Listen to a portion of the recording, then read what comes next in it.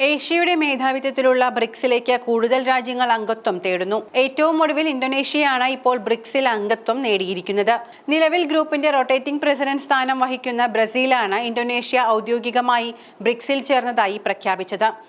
Indonesian വിദേശകാര്യ മന്ത്രാലയം വാർത്തയെ സ്വാഗതം ചെയ്തു.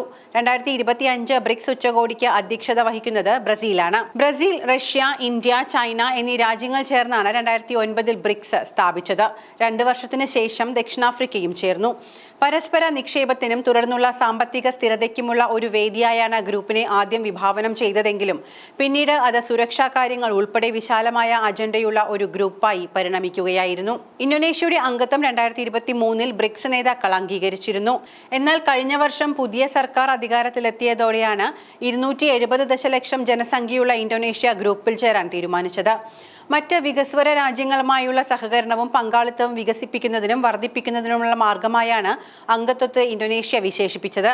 ആഗോള രാജ്യങ്ങളുടെ നവീകരണത്തിനെ പിന്തുണയ്ക്കുമെന്നും കൂടാതെ രാജ്യങ്ങൾ തമ്മിലുള്ള സഹകരണം കൂടുതൽ മെച്ചപ്പെടുത്തുന്നതിന് ശ്രമിക്കുമെന്നും ഇന്തോനേഷ്യ അറിയിച്ചതായി ബ്രസീൽ സർക്കാർ പ്രസ്താവനയിൽ പറഞ്ഞു. കഴിഞ്ഞ വർഷം Iran, Egypt, Ethiopia, United Arab Emirates എന്നിവയെ സ്ഥിര അംഗങ്ങളായി ഉൾപ്പെടുത്തി ബ്രിക്സ് സഖ്യം വിപുലീകരിച്ചിരുന്നു. അതേസമയം Belarus, Bolivia, Kazakhstan, Thailand, Cuba, Uganda, Malaysia, Uzbekistan എന്നീ രാജ്യങ്ങൾ ഈ വർഷം ബ്രിക്സിൽ ചേരുമെന്നും ബ്രസീൽ പ്രതിനിധി അറിയിച്ചിട്ടുണ്ട്. രാജ്യത്ത് ഏറ്റവും കൂടുതൽ ജനസംഖ്യയുള്ള 4ാമത്തെ രാജ്യമാണ് ഇന്തോനേഷ്യ. 2023 ജോഹന്നാസ്ബർഗിൽ നടന്ന ബ്രിക്സ് ഉച്ചകോടിയിൽ ഇന്തോനേഷ്യയുടെ അംഗത്വത്തിന് മറ്റു അംഗരാജ്യങ്ങൾ ഏകകണ്ഠമായ അംഗീകാരം നൽകിയിരുന്നു. എന്നാൽ 2024 പ്രസിഡന്റ് തെരഞ്ഞെടുപ്പിന് ശേഷം അന്തിമ തീരുമാനം അറിയിക്കാമെന്നാണ് ഇന്തോനേഷ്യ അന്ന് അറിയിച്ചത്. തുടർന്ന് ഒക്ടോബറിൽ പ്രഭാവോ സുബിയാൻഡോ പ്രസിഡന്റായി അധികാരമേറ്റു. ബ്രിക്സ് സമീപ വർഷങ്ങളിൽ തങ്ങളുടെ അംഗത്വം വിപുലീകരിക്കുകയാണ്.